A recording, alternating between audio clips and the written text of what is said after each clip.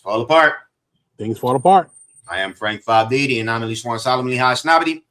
Here with the workload, of course. Council Polly Rob, man, local astronauts. That's all you need to know. That's what's up. I want to talk about that soon. There's a lot of interesting things coming out, and a lot of conversation around Black media as well. Right. Which I think is dope. A different world is back. Facts. The new enrollment in Hillman College. I ain't one of the Cosbys. I ain't go to Hillman. Looks dope. Trailer looks exciting. It's on Netflix. A lot of the old players are back, of course. Right. Reprising their classic roles. I love that. Says even Jada Smith is going to be there. Debbie Allen directing for Fire. As she should. Mm-hmm. And the new Hillman students look good. Like, for real, though, the whole thing, it definitely looks stylized for a new audience. Like, looks like grownish or blackish or that type of ordeal. For me, I would say it looks a lot more along the lines of like how they redid the Fresh Prince of Bel-Air in terms of the texture and the cinematography. And it definitely exudes Black excellence for sure. You know what I'm saying? Which I love that. And then on top of that, it's funny because, and I don't know for sure about Hillman as a HBCU. Is it an HBCU? I didn't know, it was a real college. I didn't know it was an HBCU. Right. No, but it makes sense. It makes sense. That's what I'm saying. Like, I'm thinking like in the context of like, for the past 10, 15 years, we've been really seeing the rise in the publicity of HBCUs. So it's only right for a different world to come back, because we looked at it as college when we originally watched it, but we just didn't quite know what style of college or what type of college. I mean, those who know, but for somebody like me who didn't go to a major university and things like that, you kind of had a question mark on that. But then after the fact, we started to see the rise of HBCUs, the rise of commodities, the rise of energies of these institutions, and empowerment of Black power. Now when you see a different world now, this show now, I think you might get a more of an in-depth take of being able to follow it from your experiences, for the past 10 years, but then also bring something refreshing and new. So I really love it. Especially for the older audience, especially for the people who grew up with the original, most definitely. Right. Yeah, and they definitely look good. And you're right. It looks like a more dramatic take on it, at least visually. At least visually it does. Because a lot of the trailer. Let's watch the trailer. Yeah, let's do it for sure. Welcome to Hillman, the preeminent HBCU in the country. Oh, yeah. Baby, why are you here? Hey. My parents have been pushing Hillman since before they knew my name. Ever since you left me. I just want to prove to them I can crush it. I love the progression of the storyline. Like, yes, alumni. It looks like he's a little more esteemed than just alumni. Dwayne. Exactly. Like he's a professor. He's one of the members on the board that kind of makes a lot of major decisions, which I love. I mean, let's really think about it. The original A Different World. What better way to play out Dwayne's character? He would be exactly that. He ended up becoming a teacher. We saw some elements of that in the later Different World episodes. Yeah. And then now for him to, you see what he's wearing. He's wearing the robe of excellence. You feel what I'm saying? So I love that. So let's keep going. This far just to come this far. You didn't get in anywhere else, did you? Mom, this is my roommate, Rashida. Recognize game girls do too. And where are you from? Compton. Watch her. I love that. Hillman! More money, more cars. Your star has arrived. Yes, our fiesta. Where's the red carpet? Pop, just give Hillman a chance to see the ladies. You're gonna have to splurge, Johnny. These American girls are automatically a new love interest, or a new, love connection. Right. It's what we saw between Cree and Kadeem back in the day. Right. always with a sidebar of fine ass Whitley. Yeah, Sure. I love the plan. I love the plan on Compton or what, but the human is supposed to be in Atlanta, isn't it? Right. So for familiarity on different levels, I'm pretty sure the West Coast they're going to tackle the East, because that's what a lot of, and correct me if I'm wrong, people that's watching, that's what a lot of HBCUs are. They're different, people from the West, the East, you know what I'm saying, the South, you know what I mean? And you get those experiences in college when you end up meeting somebody that's from a totally different area from you. But I'm pretty sure by the end of the show, you find ways to connect and resonate with each other, which is a great thing. I think that's excellent. And not to mention the previous cast look good, man. All of them, they look good. For their age, they look good.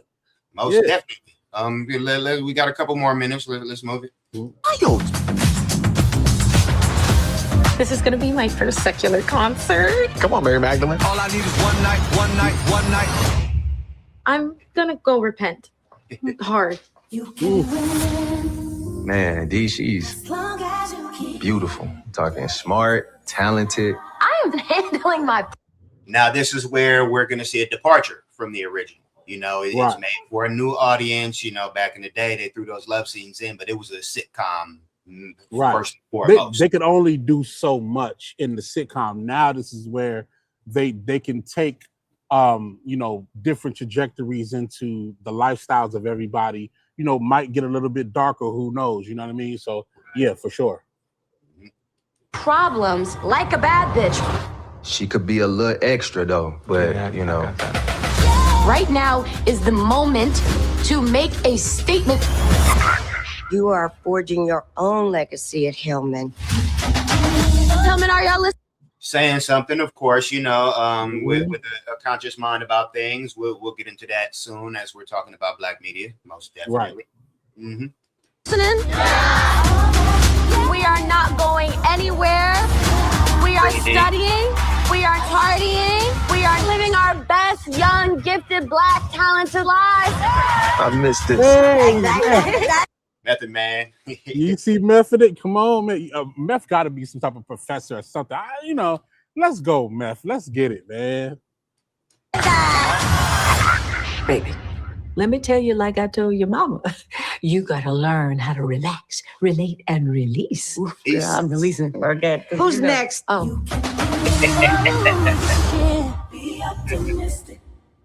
September 24th. Oh yeah, I'm tapped in. Okay, so I'll officially say it. Let me get my Netflix account back going. Now I finally see something and I'm not saying that Netflix is bad by any circumstance. I'm saying that that's something that I will pay a reissue my subscription to watch for sure. It looks fun. It looks very fun. It does. You can tell it's not made for the original audience of the old one. They brought it back for a little nostalgia bait because they know we're gonna check it out. Yeah, good job. The one thing the one thing I would just say is the Cosby Show and A Different World. There were two things that they made sure that they did.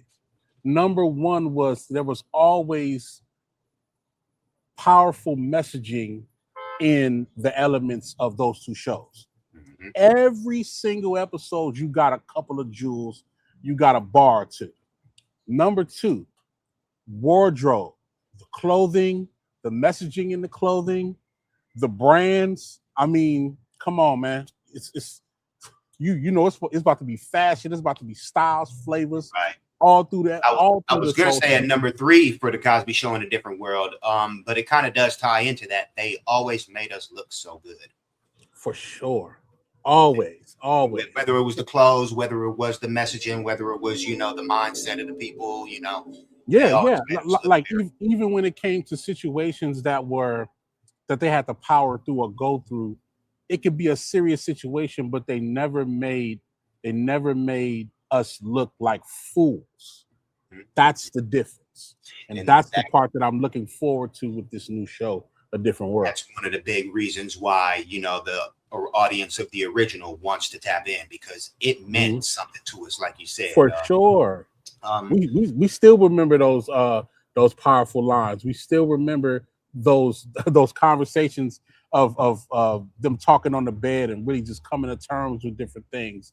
You know, I mean, we remember all of that stuff. So yeah, I'm excited about that, man. Let's go. I was good. Method Man is the new coach. Sinbad was Coach Oaks back in the day. So he's in Sinbad's place. You know it, I guess, you know, for posterity, but you know, not feeling the same role on the show, of course. But he's the coach at Hillman. He's the head coach. I guess he'll be coaching the football star, who's the main character. I mean, Method Man does have comedic elements to what he does as well, so he'll definitely fill that role. I mean, of course, not to Sinbad's level, because Sinbad is definitely a comedy legend, but Method Man has so many different elements to him, from a comedic role to be a serious so I think he'll fill that really nice. And shout out Sinbad, wishing well him and the family. He did a stand-up. He did a stand-up not too long ago, few months ago. Like, it was his first coming back since he had the stroke a few years ago. Wow. Yeah. Man, listen, Sinbad is one of the legends. Like, it's funny because Sinbad, Cosby were two of the few comedians that my dad really loved, because my dad wasn't about being vulgar. He was, he was about just clean, good comedy. And it's funny because when I watched Sinbad, like on my own, I would watch it with my dad when I was little, but when I got a chance to just sit back and just watch it on my own, I'm busting out laughing every point. And in my brain, it never clicked to me that he didn't cuss. It never clicked to me. It was such a great stand-up, all of them, that I just never thought about that. And then when I thought about it, I'm like, man, he is going off without no levels of vulgarity or nothing. One of my favorite jokes, I'll just say this, one of my favorite jokes that he did was the joke about the mom and her reach, like the reach that she got when she mad at her kids. Like, when she bring that whole that thunder reach from hell, when she like, get over here, don't you run from me. That was so hilarious. That had me dying, because I was kind of low-key experiencing that a couple of years before I watched the special. So it's like, it's real. You know what I'm saying? Shout out Sinbad, man. And shout out A Different World again. Both meant so much to us in conjunction with each other, because of course he was on the show. To the Black audience, it's just beautiful to see it back and in motion. Hopefully it's something that we need and not something unnecessary. Yeah, they didn't show Sinbad in the trailer, but I really hope at some point that they did incorporate him in the show. I know his health scare and everything, but I would want them to incorporate him sooner than later. At least get it recorded and put it in the show. That would mean so much to the whole Different World universe. You know what I mean? He did say a while ago, not too long ago, right when he was doing the rounds, because he did his stand-up, he said they asked him, but he said they didn't ask him.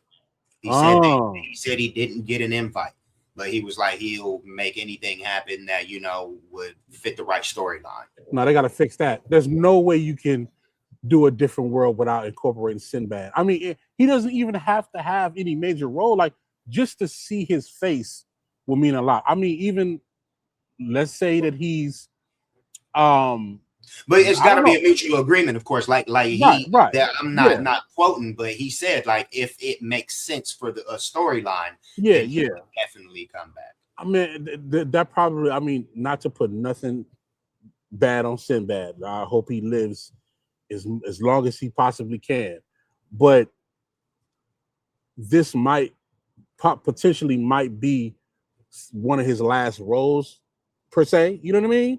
So I would want them to push hard to figure out a way. You know what I mean? Right. To incorporate him in there. Like,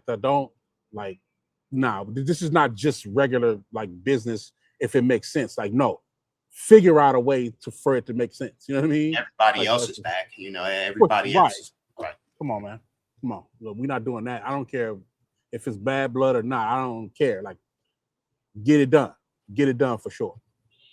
September 24th, Because when it's coming, says, hey, that no, that's what we're talking about next. From a reboot, A Different World to a spinoff. Dope game to the music game. We get the drop. One which of is the another best storyline from the Snowfall universe. Right. I mean, listen, from the dope game to the rap game is probably one of the best storylines you could ever like put together from real life. You know what I mean? And Snowfall was such a monster. Yeah, it was such a monster. I remember when the premiere, and I do want to say this: I didn't watch the whole thing of Snowfall. I still got to do my whole, which I'm happy that I'm happy that I didn't. You know why? It's because I get to watch all the seasons of Snowfall and then watch the drop. You feel what I'm saying? So I'm with that. But I will say that I felt the energy from the success and the publicity of Snowfall. And one of the main things that they would initiate is and talk about is, hey, is there a storyline to continue Snowfall with the same heightened trajectory? And the initial storyline, no. You know what I mean? Like they told everything they could tell. But going from the dope game to the rap game, set in the 90s. Dude, we know. Me and you know. We just talked about the mixtape era. We just talked about the radio era. We just talked about some of the classic albums. This is going to be crazy. And just a little tidbit, I mean, it's already out there, so it's not like I'm leaking nothing or nothing like that. But shout out to Glasses Malone. He has something to do with the show. You know what I'm saying? I don't know what that is, but just shout out to him. You know what I'm saying? Because he is a very, very important staple in West Coast hip hop culture and West Coast gang culture as well. So the fact that the drop is coming out, there's so I mean, even the buddy is one of the primary character in the show. You know what I'm saying? Yeah. The buddy fire. Leon and Wanda. Right, which is fire. Yes. Now I'm even more excited that I didn't watch original Snowfall, because now I get to go down this deep rabbit hole of great cinema. Like, yeah, man, that's fire, man. What do you think about it? We'll be able to connect a lot of the dots and not have to go back and see okay, that's what they were setting up like this. Like we get to see it in real time, or you know, at least in its continuation. Right. Yep. I do got a question though. I do got a question. Let's think about this. Okay, so you know that they're doing, you know, it's right to music. It's late 80s music, early 90s music, right? So that's name 3 artist references that they're gonna kind of make a character based off of, or a song based off of. If you think about all the West Coast artists, what references would you see on this new drop, Snowfall spinoff? Let me say mine real quick. I think that they're gonna do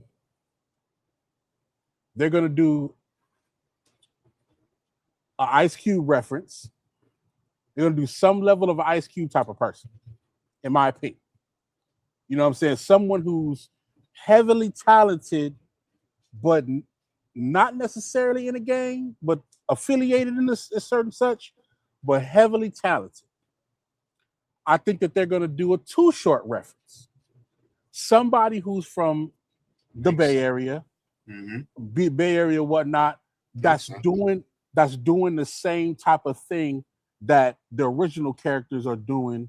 You know what I mean? Like if they selling tapes, they're going to connect with somebody from the Bay that's an artist that's doing the same thing, something like that, in my opinion. And I think it's going to be like a Too Short type of character, because Too Short was very heavy and instrumental in selling tapes out to Trump. E40 was as well. And, you know, we can't forget the Mac Malls of the world, but I'm just saying that if you wanted to have a character type or archetype, it would be Too Short. You know what I mean? And my last one, it's going to be hard to kind of believe, but they're going to do a Snoop Dogg type for sure. It's not hard to believe at all. He was actually one of the first that jumped out at me.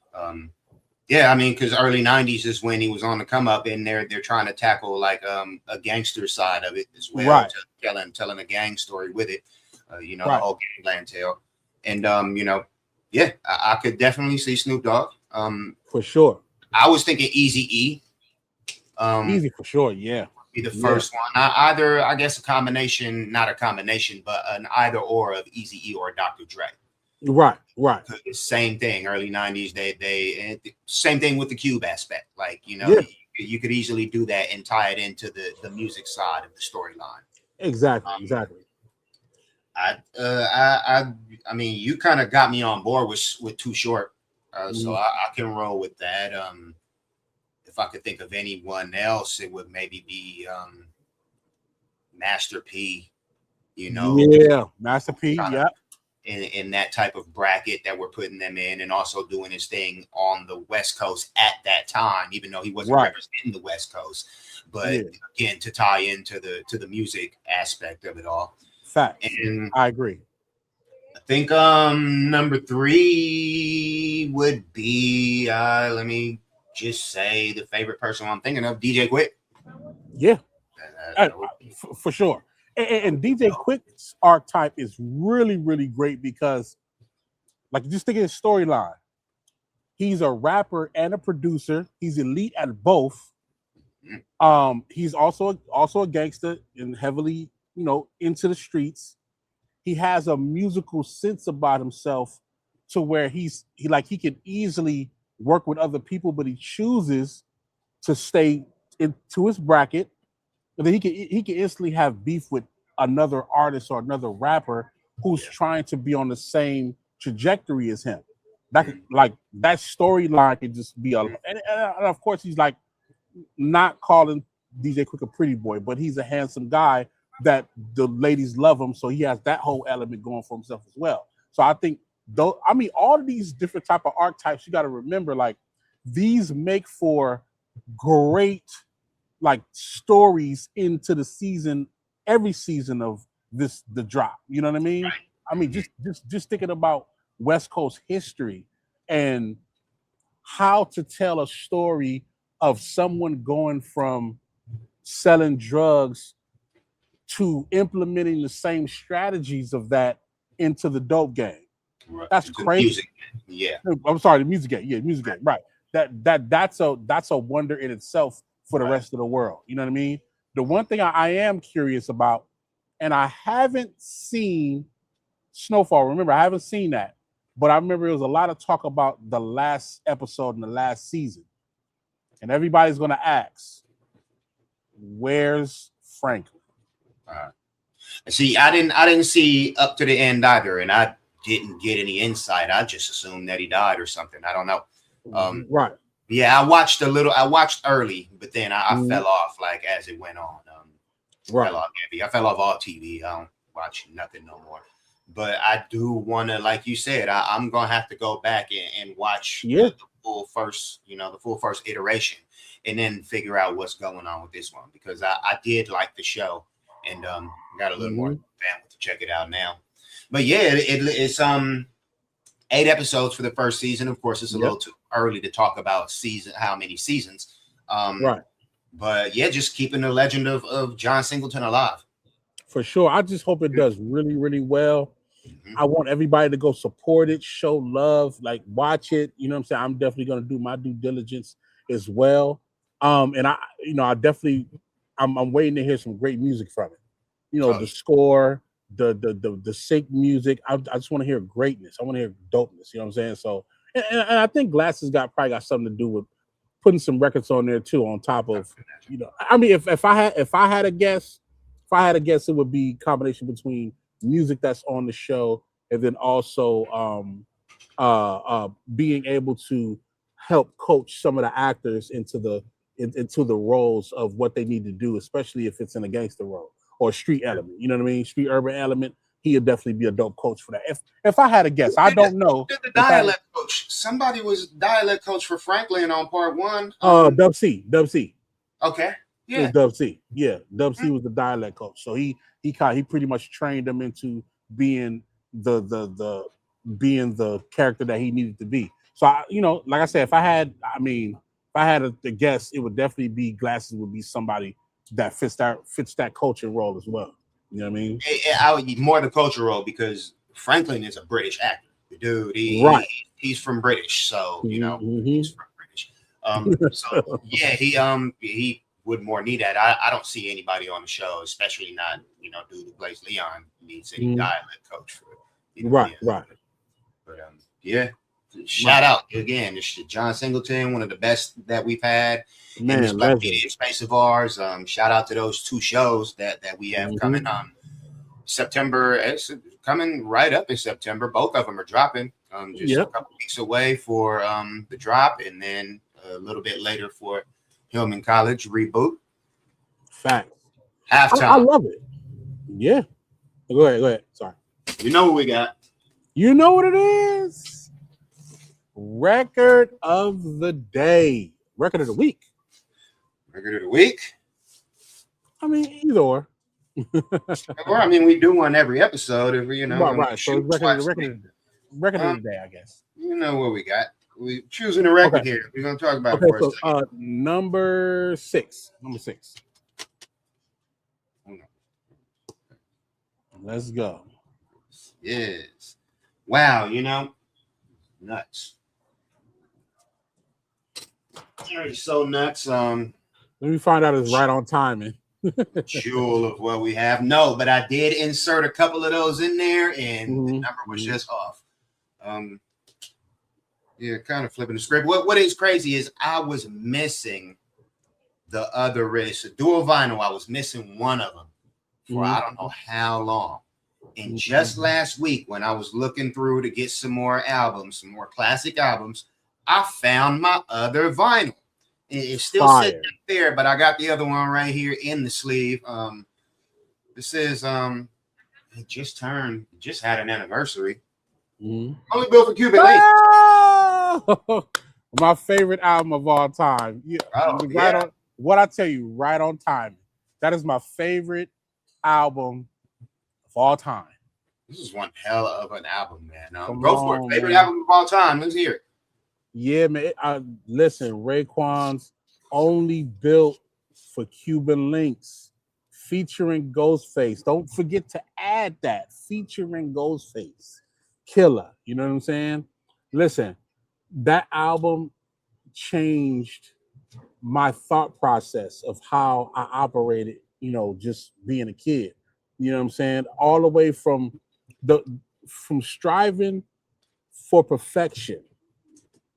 They made a skit about wanting to get out the life that they was already in and move on to bigger and better things. Yeah.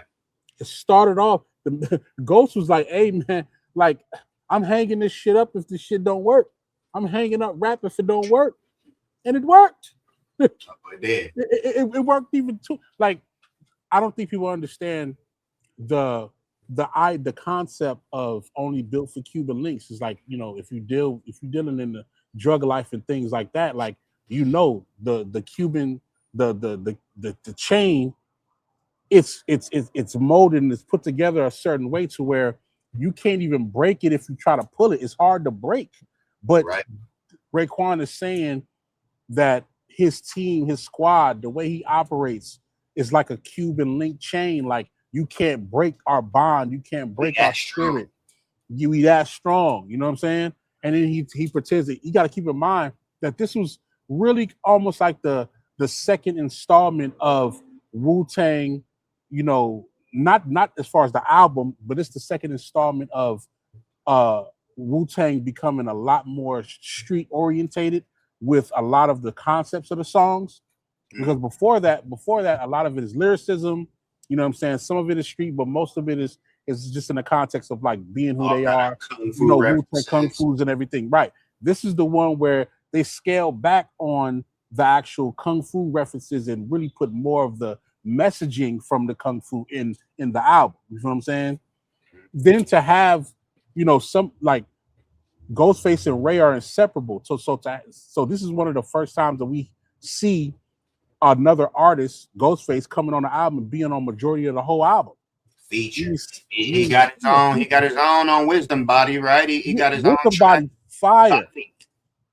You know what I'm saying? The album also sparked a lot of controversy when it came to like, Shark Niggas, the skit, you know what I'm saying, and people biting styles or whatnot. Of course, threw a couple shots at people making similar album covers and things like that, which it was some controversy there between Wu-Tang and Biggie, and the whole thing with Nas being in between. It was a whole thing. For me, it resonated with me because this is the first time that I heard somebody that was a rapper, somebody that I identify with, short, chubby dude, that's talking his shit, but he was also mindful at the things that he was speaking into life with him and the Wu-Tang crew. Every time you saw Raekwon, he's always saying like I don't think y'all understand what we really got. Like, I don't even know if we really understand what we got to offer, but it's coming. You know what I'm saying? Then you got records like Wu Gambino's Straight Lyricism. You know what I'm saying? Ice Water is one of my favorite records. Ice Water. Of course you got Ice. The first branch, the third lead, Come on, man. Then you got Ice Cream, which is of course the most heightened track, the best track on the project, and that was a record that they didn't really even want to do, but it was like Meth came with the L hook, you know what I'm saying? It was crazy, and it took off from there, you know what I'm saying? At the end of the day, right? He on the video doing his thing. At the end of the day, it's my favorite album because it really set me on a. If you really understand who I am, I'm very positive. I'm very optimistic. I'm very calculated. You understand that album is one of the reasons, if not the biggest reason, why I'm like that. You know what I'm saying? It's about me being strategic and me wanting better for me and my team. You know what I'm saying? Dope, man. It's spoken. I hear it pouring out of you. Most definitely. Yeah. I've known how much you felt about this album, just like you've known how much I feel about this album. Right.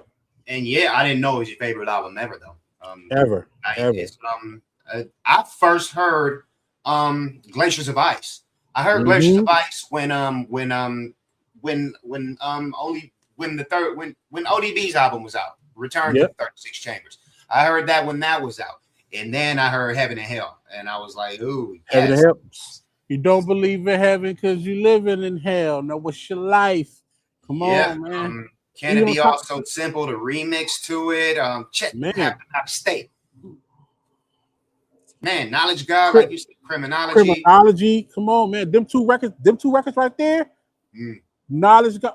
Why is my niggas always yelling that broke shit? Get some money, son. Now you on the smoke shit. Chill, God. Yo, son. Come on, man. What is widely considered as one of his best verses ever. The only verse on this album, not from a Wu-Tang member, is of course Verbal Intercourse by Nas. Yeah.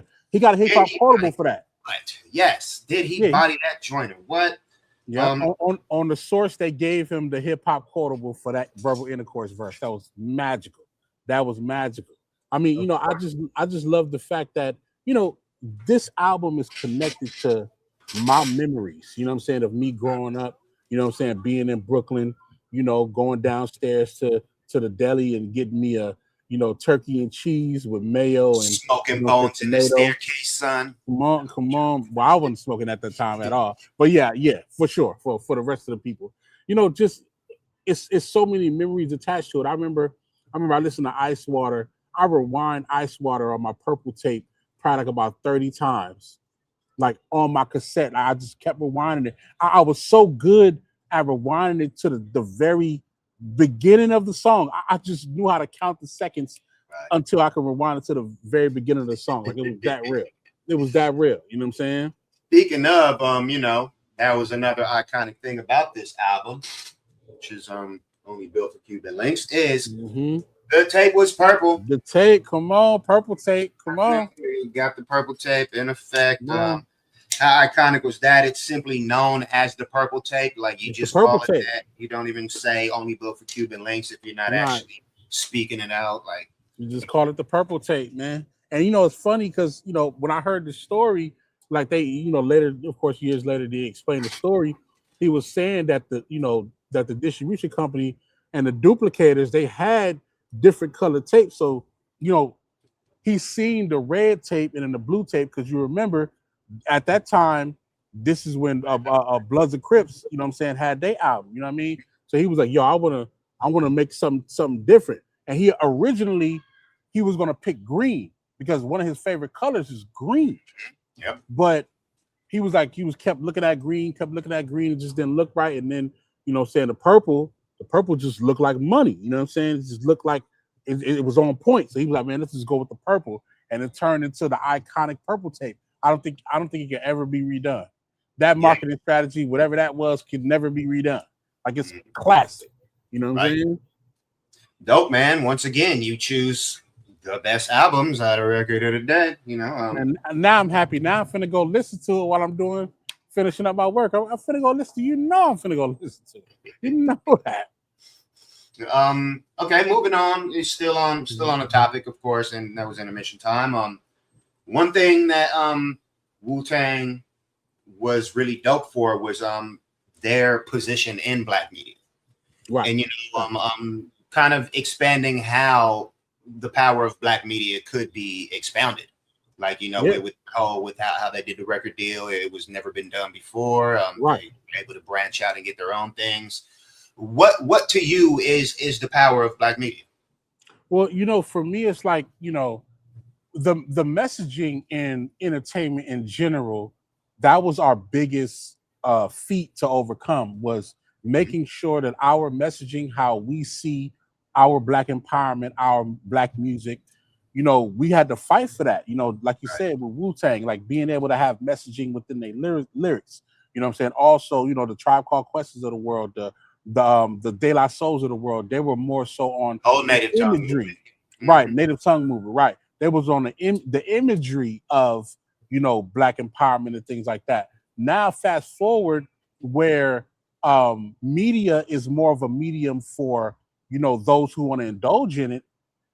We have to continue to invest in our own Black media, our own Black music media, sports media, and just natural news media, because this is now a new way to change the narrative of how we see ourselves and how others see us.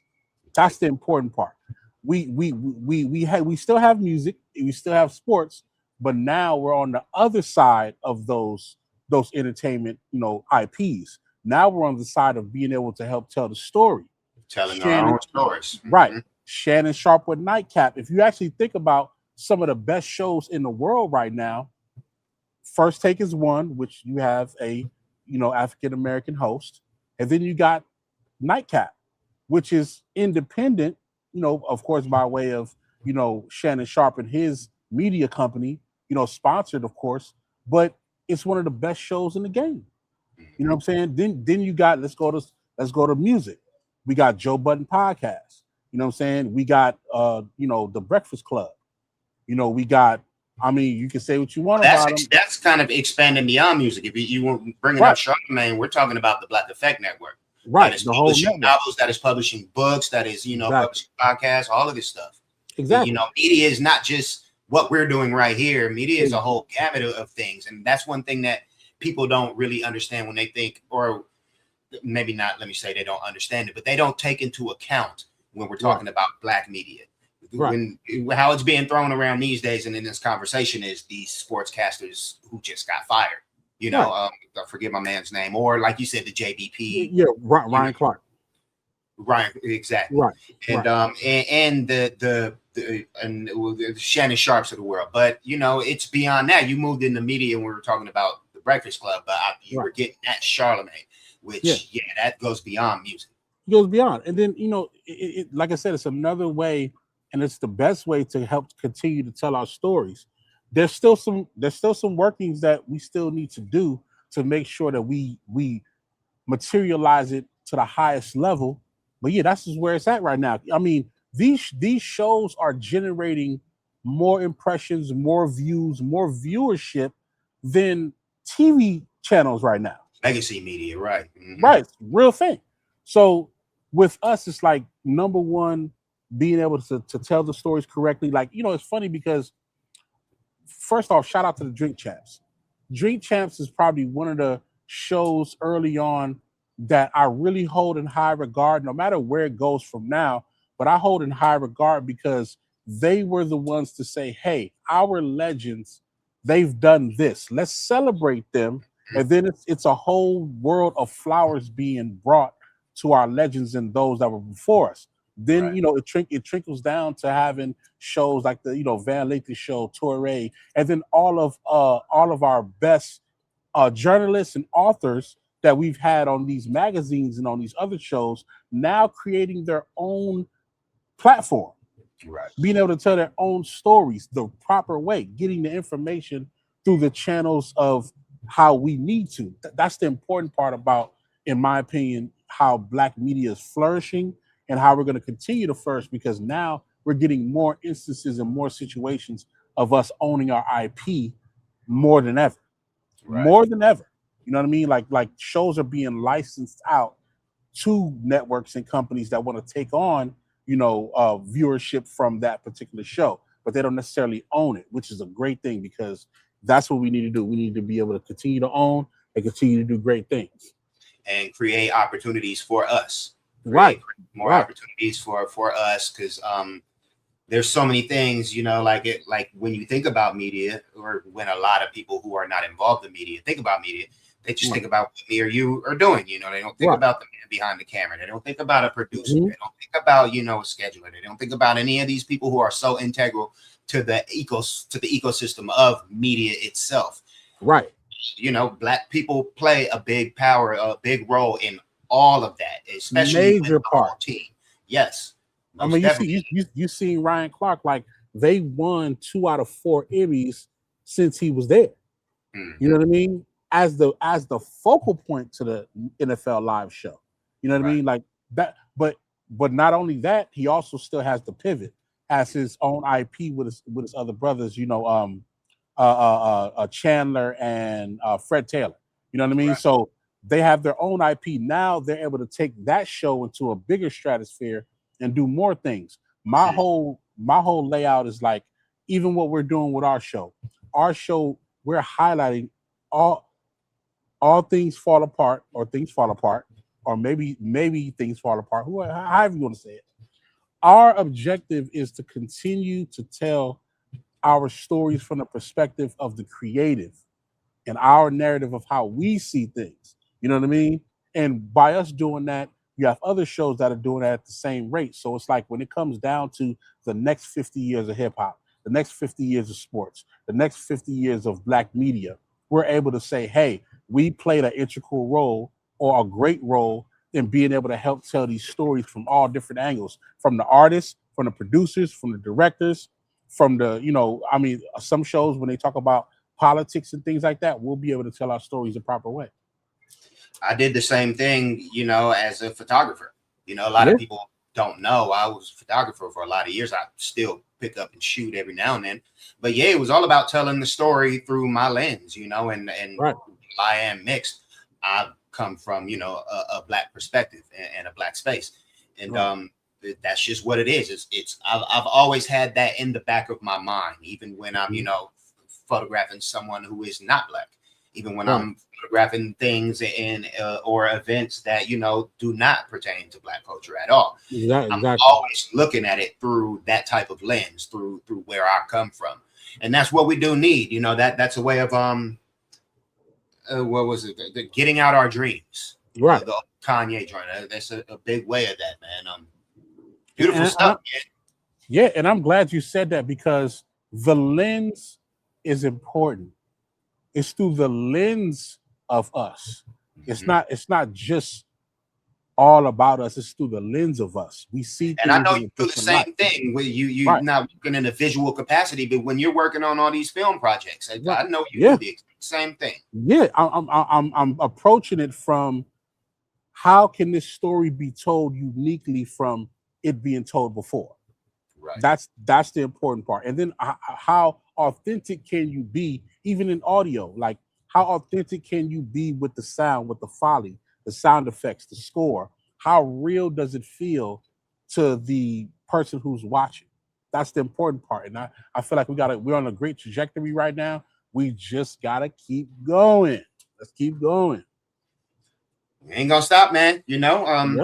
Last but not least, another Black IP, Black IPs. No, Black IP, in the space of Black media. Verzuz. The next one is going to be between Joe and Donnell Jones. Right. And as always, people are torn. You know, two dope singers, both have bangers. I just expect a great verses and a whole lot of black love in the building. Let me say this first, and there's no disrespect to nobody. In my opinion, the smaller type of verses have been the better ones. All the verses with like the quote unquote major stars or whatnot, they don't turn out to they cool, but they're not what it need to be. The smaller verses where you got artists that are a certain niche, those turn out to be the better verses. And this Joe and Donnell, like I'm not gonna lie, I've had two eras. I've had the Donnell Jones, you know, where I want to be era. You know Fantastic what I mean? Album. Oh man, that album is so great album. Yes, that's on my top 10 of best R&B albums ever, and we'll do an episode just on that. We'll definitely do that. You know what I'm saying? But Joe's run and Joe's feature game is phenomenal. I think people are forgetting records that Joe has. They're forgetting. I know people are forgetting some records that Joe has that they're like, oh, I forgot he got that bag, or I forgot he got that record. You know what I'm saying? So it's like, in my opinion, I feel like and there's no disrespect to Donnell Jones, but I feel like it's Donnell Jones's first album against Joe's feature game. If I want to talk about the strength of each other, it's Donnell Jones' first album versus Joe's featured records. You know what I'm saying? Yeah.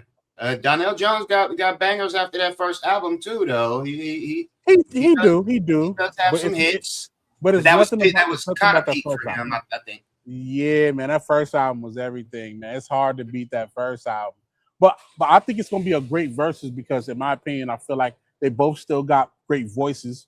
They both still, you know, they're both still healthy in their own right, and the crowd. Let's talk about the crowd. What type of crowd should be there? Because that once again plays a big role in having a successful versus for either artist. Yeah, I'm expecting mid 30s to 40s women. Yeah, that's what I'm expecting. Yep. I mean, if they want, they can make it they don't have to make it a suit and tie, but they should make it a formal type of, casual type of, like semi-casual type of thing, to where, man, come in with some button-ups, come in with some, you know, cool little slacks. Ladies come in a nice little, I would think, like set the mood for it. You know what I mean? Let's watch the trailer. They kind of, you right on board. Let's watch the trailer. They got a trailer. Yep. It's barely even a minute. Right. Let's go. My Name is Joe, the biggest album that I've ever had. Selling over 3 million copies. Yeah. You are now listening to Verzuz Radio. I feel like it's gonna be crazy. I Want to Be has to be ranked one of the greatest R&B songs. It has to be in that top 10. Up next is Donnell Jones. Joe. A couple days away. We won't be waiting long. I'm tapped in. Yeah, look like a kind of a Harlem Nights theme a little bit. Like, so yeah, if they have people coming in bow ties and have it formal, that would be dope. Yeah. That's gonna be fire. I might just have to wear a suit and tie in my own house real quick. I might just have to put something on for the one time. I'm always surprised on how excited I get for R&B verses. You know, sure. Best one, hands down, goes to Brandy and Monica. Yeah, Brandy and Monica. Nobody say Brandy and Monica. Then Ashanti, Keisha Cole. I'd say the next one is. These records are attached to our memories. You know what I mean? Oh yeah, I remember the shorty I was with for that Donnell album first. Yeah, come on. I remember when that Donnell dropped. Come on, man. Listen, I was thinking Jill Scott and Erykah Badu. My bad. Right. And then even with that Joe, don't want to be a player no more. Come on, what you mean, man? Everybody wants to be a one woman band at that time. Come on, man. You know what I mean? Shout out to Dave Hollister. That's my guy. You know what I'm saying? Shout out to Dave. But yeah, no, but I really believe that, you know, verses like these where the more niche R&B acts or the more niche acts in general, they have better verses because in my opinion, I think it brings out the true fans. Like we had Escape in SWV. Right. Exactly my point. Like you're gonna attract true fans with that type of a verse. You know what I mean? Donnell Jones, the ones that's coming out is true fans. Hands down. Joe, same thing. You know what I'm saying? So it's gonna be great. In my opinion, it's gonna be another showing of just dope Black excellence. You know, good people in the crowd. I'm anxious to see who they're gonna bring out as features because even though both of their best records, Joe with Still Not a Player and Big Pun Passing, and Donnell Jones and What's Up, and Left Eye Passing. I'm wondering who they're gonna bring out to replace them if they do that. You know what I mean? Because they can actually do that. They can actually pull that off. You know what I'm saying? I guess, yeah. I wouldn't want them to, but I guess they could. Yeah. I'm like what if French Montana? What if French Montana does the verses to Pun for Still Not a Player? You know what I mean? French Montana. Well, he just did a verses, didn't he? People don't. Oh yeah, he did with Rick Ross. With Rick Ross. So he ain't coming back. He ain't showing up on the stage. Right. That's how it go. I mean, I didn't make the rules. I just watched the shows. The most entertaining one, which I hope it doesn't devolve into, was of course Tank and Tyrese. Oh my goodness, that was hilarious. That was hilarious. But well deserved. Well deserved for both of them for sure. You know what I'm saying? Like they're monsters on the stage and they're great, you know, even better in the studio, you know what I'm saying? But that's what we need. We need more of those. We need more of those. You know what I'm saying? Like I'm anxious to see. I'm probably going to have a day at the studio and invite a couple of people and just kind of enjoy that versus because that's going to be fun. That's going to be fun. Definitely going to be fun. Mm-hmm. Everybody check it out and come back to the video and you know, tell us what you thought about it. The verses between let us know. Let us know. Mm-hmm. Right. So a couple days. Check it out. Come back. Let us know. Let's keep the conversation going. Mm-hmm. Let's not let the conversation fall apart. Not at all. Because, you know, things fall apart sometimes. Mm-hmm. Thanks for watching, y'all. Again, it wouldn't be the show without y'all. We do see y'all still. Don't think we ain't looking. You know, around the corner, through the bushes, over the hill. We see you watching. I am Frank Body. I'll be loving the comments, man. Sorry about that. Go ahead. You're all good, man. I'll be loving the comments too. And you know, I'll be looking at them and I'll be like, okay, yeah, just like, because I don't want to say anything that's gonna piss anybody off. Right. Some of them do be getting wild, but not most of it be love. I just be weird on people's takes, I guess. Yeah. Oh yeah, let them know about the Instagram. We got the Instagram popping now. We finally got our Instagram popping. Yeah, IGs, Things Fall Apart. Basically that. Things Fall Apart show. Things Fall Apart show. We on there, we rocking, we just got started and we looking for them numbers to go up. So follow up, you know, we following back. We love the conversation. We definitely checking out everything that y'all posting. So y'all need to be checking out what we post. Facts. Let's go, man. You already know the Casa Poly Rob, local astronauts. That's all y'all need to know, man. WORKLOAD. Frank 5D, photographer, all that fly shit people adore. Things Fall Apart. Peace, y'all. Things Fall Apart. Peace.